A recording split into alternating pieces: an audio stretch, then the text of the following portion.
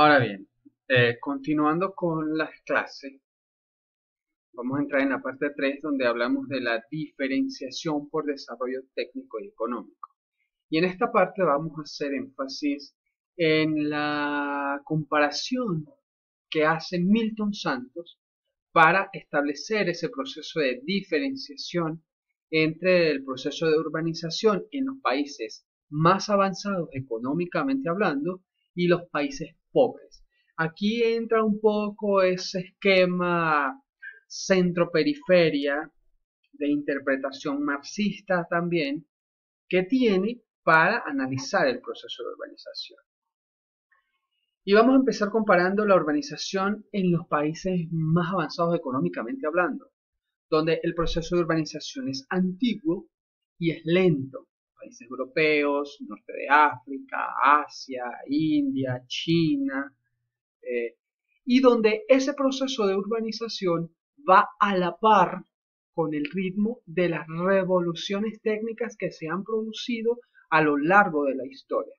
Obviamente, ese, ese elemento de ir a la par entre el proceso de urbanización y las revoluciones técnicas dan para que las transformaciones que se van dando, los cambios que se van generando, sean mucho más adaptados o mejor adaptados a la sociedad y la sociedad los pueda asimilar de manera mucho más fácil, mucho más práctica para así generar modelos de desarrollo que vayan concomitando junto con esas revoluciones que se van y los cambios que se van dando en la ciudad. En los países más avanzados económicamente, las transformaciones cualitativas son más importantes que las transformaciones cuantitativas. ¿Por qué? Porque como el proceso de urbanización fue lento, no hubo cambios abruptos, por ejemplo, en el nivel de urbanización, que para un año era de 30% y resulta que en 20 años pasó de 30% a 80%. Eso no sucede en los países, o el proceso de urbanización en los países económicamente más avanzados no suceden esos cambios abruptos. Por eso es que las transformaciones cualitativas, es decir, esas características esenciales son más importantes, porque van a la par del mismo, o ellas son las que guían el proceso de urbanización, es decir, las revoluciones técnicas que se han dado son las que van guiando el proceso de urbanización. En nuestro país eso no sucedió. La revolución técnica no fue dando pie al proceso de urbanización, simplemente un factor, en este caso el petróleo, que generó el proceso de urbanización. Pero el petróleo no fue una revolución técnica, simplemente fue la exploración y la explotación de un mineral que generó grandes riquezas para el país, por ejemplo. Esa paridad, esa paridad entre los procesos de urbanización y las revoluciones técnicas eh, permiten que los cambios sean reabsorbidos de forma lenta y sean asimilados por la sociedad, originando estructuras mucho más firmes, mucho más estables y con redes urbanas mucho mejor definidas y mejor interconectadas. Milton Santos señala que en los países pobres el proceso de urbanización es reciente y fue explosivo y de carácter acelerado, fue muy acelerado y donde se precipitó, ese proceso se precipitó sin desfases temporales, es decir, en un periodo de 5 años el proceso de urbanización se dio de manera acelerada. En un periodo de 10 años, un nivel de urbanización o la población urbana pasó de 5.000 habitantes a 25.000 habitantes. Entonces, no hubo un asimilamiento de la revolución, de los cambios técnicos que se fueron dando. Hay una superposición de revoluciones técnicas. ¿Por qué? Porque a la par que se iban generando eh, por ejemplo, en nuestro caso, la aparición de la renta petrolera, se iban generando las formas o algunos medios para comenzar a industrializar el país. Entonces, ninguna de las revoluciones técnicas fue asimilada y por eso es que no tuvo éxito. Por ejemplo, en el modelo de sustitución de importaciones que se quiso implementar en nuestro país, se intentó aprovechar la renta petrolera o el dinero que entraba por la renta petrolera para diversificar el aparato productivo nacional. Sin embargo, como lo que generaba ingresos era la renta petrolera, no se le prestó atención a esa diversificación del aparato productivo y simplemente eso se quedó en una intención, en un ensayo, vamos a ver si se puede. Se hicieron algunas cosas, pero no se logró. ¿Por qué? Porque había que prestarle atención a lo que estaba generando dinero. En este caso era la renta petrolera, la explotación del recurso. Los procesos revolucionarios son más o menos concomitantes y contemporáneos, es decir, se van dando uno tras otro sin desfases en el tiempo, sin la capacidad de adaptación a cada uno. El crecimiento es muy acelerado en grandes ciudades y aparecen ciudades pequeñas. Entonces hay un gran desfase entre la jerarquización de ciudades.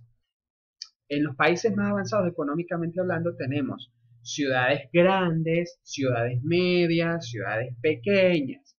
En nuestros países, en nuestro país, Venezuela, tenemos ciudades muy grandes, ciudades extremadamente grandes y ciudades muy pequeñas. Esas ciudades medias aparecen, están surgiendo desde hace relativamente poco, pero en su momento no fue así, no se fueron desarrollando.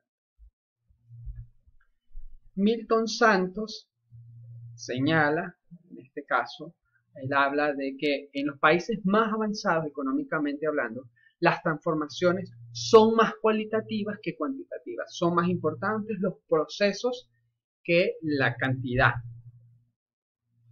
La estructura de la red urbana depende de las relaciones que se dan entre las ciudades, tanto en el entorno nacional como en el entorno internacional. Entonces van apareciendo esas ciudades globales.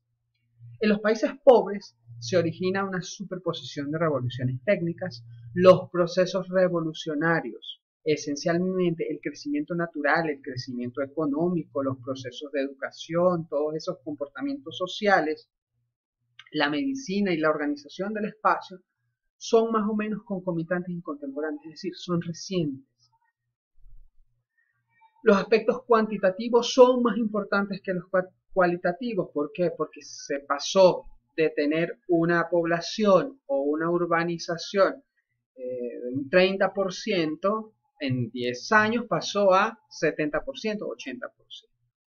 La estructura de la red urbana depende de las relaciones de las ciudades y su entorno.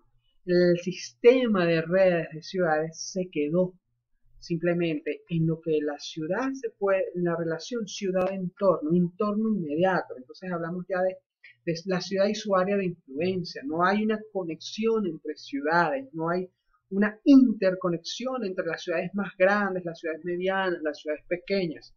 Y en nuestro país eso es muy característico. Por ejemplo, nuestra ciudad Mérida con la ciudad de Caracas es un viaje y prácticamente no existen relaciones entre ellas. Hoy día podemos hablar de que sí existen relaciones, pero existen relaciones en el área de la comercialización de productos agrícolas, porque la producción de los Andes generalmente se va hacia el centro del país, porque es lo que más está el centro del país, al tener mayor cantidad de población, es lo que genera mayor demanda en esos productos. Mario Polés, ya entramos en la parte 4 de la diferenciación por diferenciación cuantitativa. Mario Polés en 1998 señala que en los países menos urbanizados el Producto Nacional Bruto por habitante se sitúa en niveles más bajos. Él hace una diferenciación similar a la que hace Milton Santos, pero en este caso habla de las cantidades, y él habla de países más urbanizados y menos urbanizados, países urbanizados y países menos urbanizados. En esos países menos urbanizados existen similitudes, hay similitudes entre el comportamiento cuantitativo de la urbanización con los países urbanizados. Y a eso me refiero, y retomo lo que decía. Si sacamos un nivel de urbanización para Caracas y un nivel de urbanización para Madrid, podemos tener que sean similares. Pueden oscilar, las diferencias no van a ser muchas. pero están desfasadas desde el punto de vista cualitativo. Es decir, las diferencias son grandes. ¿Por qué? Por esos procesos geohistóricos, histórico-sociales que se fueron viviendo, esas transformaciones que los países desarrollados fueron viviendo poco a poco y que nosotros no vivimos. En los países urbanizados, el Producto Nacional Bruto es superior de 3 a 4 veces al de los países menos urbanizados. La economía se sustenta en el crecimiento de las ciudades.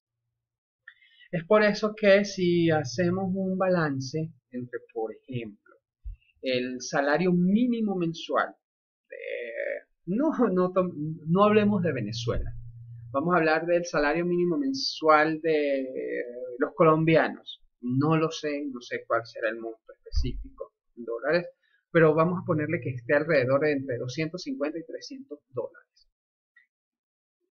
El salario mínimo mensual colombiano. Y hablemos del salario mínimo mensual en un país europeo. Por ejemplo, podemos incluso hablar de los norteamericanos, las ciudades estadounidenses. Es muy probable que el salario mínimo mensual de los estadounidenses sean de unos 700, 800 dólares, 600, 700, 800 dólares, y el de los colombianos, 300. Pongo Colombia por un ejemplo aleatorio, porque no puedo poner Venezuela porque es triste y bueno, ustedes ya saben cómo es. El salario mínimo mensual aquí son 3 dólares aproximadamente. Ahora creo que es hasta menos, 2 dólares, 1 dólar y medio. Y ya entenderán por qué no puedo poner ese ejemplo. Entonces, ahí podemos ver cómo esa diferenciación cuantitativa, solamente con el Producto Nacional Bruto que hace Mario Poles, permite establecer esos parámetros donde podemos categorizar el proceso de urbanización a distintas escalas. La experiencia que hoy viven los países en desarrollo es fundamentalmente distinta a las que vivieron los países industrializados en su momento. Sí, por supuesto, porque aunque hay semejanzas cuantitativamente, hay desfases en el tiempo. Los países en vías de desarrollo, las tasas de crecimiento y el nivel de urbanización pueden ser comparables a aquellos que conocieron los países ricos. Los países industrializados, la economía urbana sustenta el crecimiento de las ciudades y por ende el paso sostenido de la urbanización. En los países en desarrollo, la oferta de mano de obra supera la demanda, creando espejismos de que las ciudades son pocos atractivos de población y de desarrollo. Algunos autores lo denominan hiperurbanización, es decir, ciudades muy grandes que han sido urbanizadas de manera muy acelerada. La concentración de la población urbana en algunas aglomeraciones dispara los precios del suelo urbano.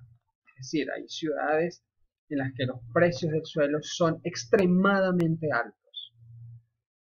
Los cambios institucionales son difíciles de operar por ese solapamiento de revoluciones técnicas. El aparato político y jurídico no siempre es eficaz, lo que hace que exista marginación, procesos de segregación en grandes grupos de población dentro de las zonas urbanas y hace que aparezca el sector informal.